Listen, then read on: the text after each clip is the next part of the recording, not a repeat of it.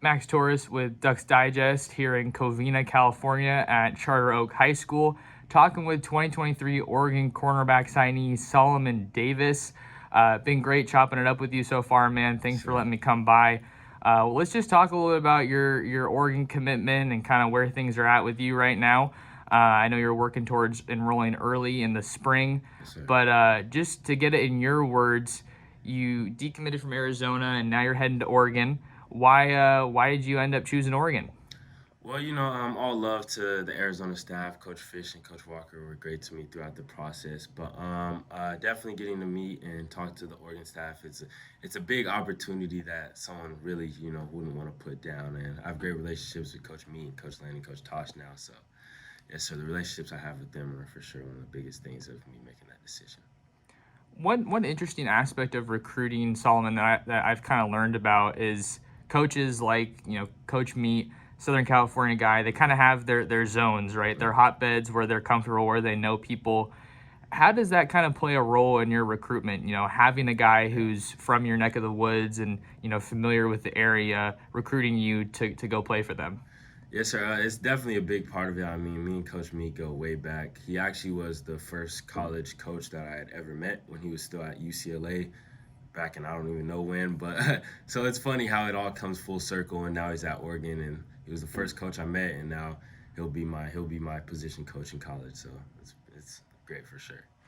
Yeah, I mean, Coach Martin's been, I feel like, at like half the Pac-12 schools, so figured like it was only a matter of time before he got to make his way out to Eugene.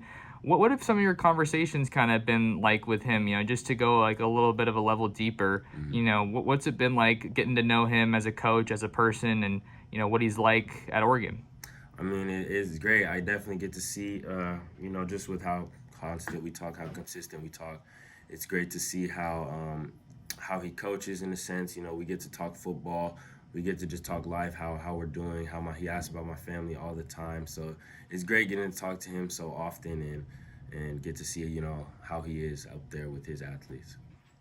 There's a lot of Southern California players heading to Oregon with you in the 2023 class, and certainly a lot already on the roster.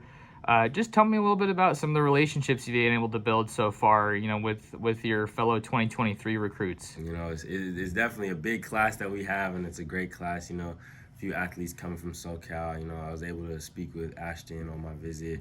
I was able to, get a little bit closer with Dalen.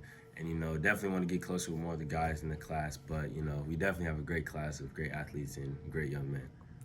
And getting to travel around the country really as a recruit, I don't want to bounce around too much, but it's a unique experience, right? You get to go on all these trips, see all these cool places.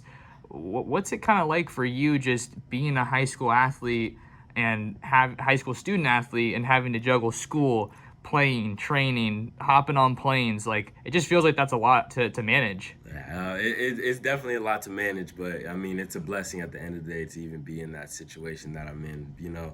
But it definitely teaches you some good skills on how to manage your time, how to stay on top of your things, stay on task. So, it could be a little stressful at times, but at the end of the day, it's great. All right. And then in the 2022 season, you guys had a really solid year here at Charter Oak. Yes, sir. Just tell us a little bit about kind of how you grew in your game. Obviously we're already really good coming into the year, but always looking to improve. Yes, sir. I'm always looking to improve. A big part I think I improved on this year, or coming from last year to this year, I definitely focused on my speed, my strength, my power through my hips, and more of the fundamental side of the game. So I definitely saw a lot of improvement there on my fundamental techniques and just everything overall. I felt like I was working on a lot. All right, and then I know you're not going to be playing on Fridays anymore, but Yes, sir. just take me back a little bit. Friday night game, you're getting in the zone. Who's the go-to artist, go-to song, and why? Oh man, it's funny because I might be different from other people, but I change my music throughout the day on game day. I mean, starting off the day, I might want to do some slower vibes like some R&B.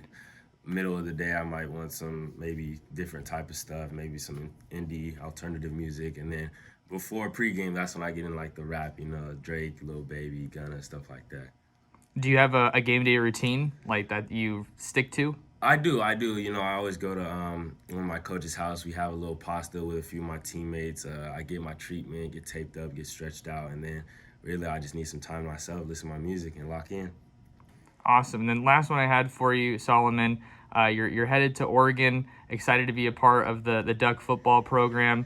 What kind of a player, what kind of a young man are the Ducks getting? They're getting somebody who's going to give their all and everything they have every single day to get better. Not only make myself better, but try to compete every single day and make the people around me better. So you're getting someone who's giving it their all and who's ready to make an impact. Awesome. Appreciate the time, Solomon. Thank you. Yes, sir. Thank you.